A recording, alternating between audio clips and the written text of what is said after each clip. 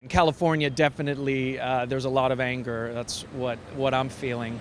As for CalExit, my short version would be it'd be throwing the baby out with the bathwater. That's what you have term limits for. Is it crazy for California to want to leave the union?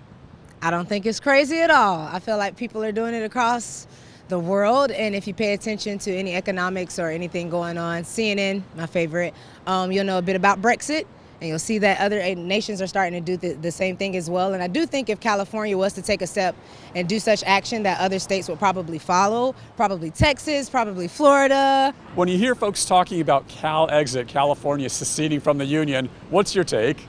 I think it's crazy. I think that Californians, 1 in 3 are probably very unhappy, if not more, with the election results. So, the instant reaction, I think, is to say, we're out, right? I think it's a hip reaction, a quick reaction from those people to think that, if they're unhappy with Trump, the next 4 years are going to go by pretty quick. I think that with the midterms and at least what I've seen the first couple of months of Trump's election, that things will change pretty quickly. In general, if a populace is unhappy with a president or an administration, is the idea of secession almost unpatriotic? Listen, we've elected an official.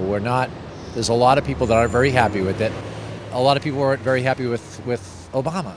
But listen, they're the elected official.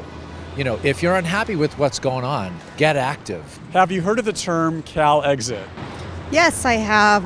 My understanding is that it's people's desires to secede from the United States. And I think a lot of it has to do with the current events that are happening right now, with Donald Trump being elected as president and people's frustrations with society right now.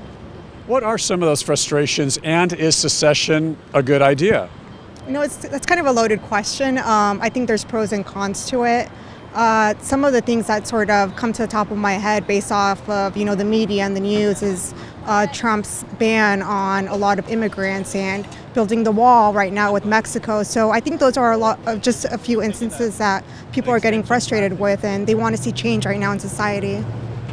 Does this affect change to have California exit the union, or is it more just making a statement?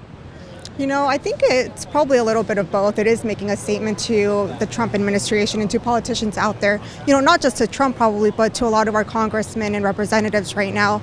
We want change, and we want elected officials to do something about it.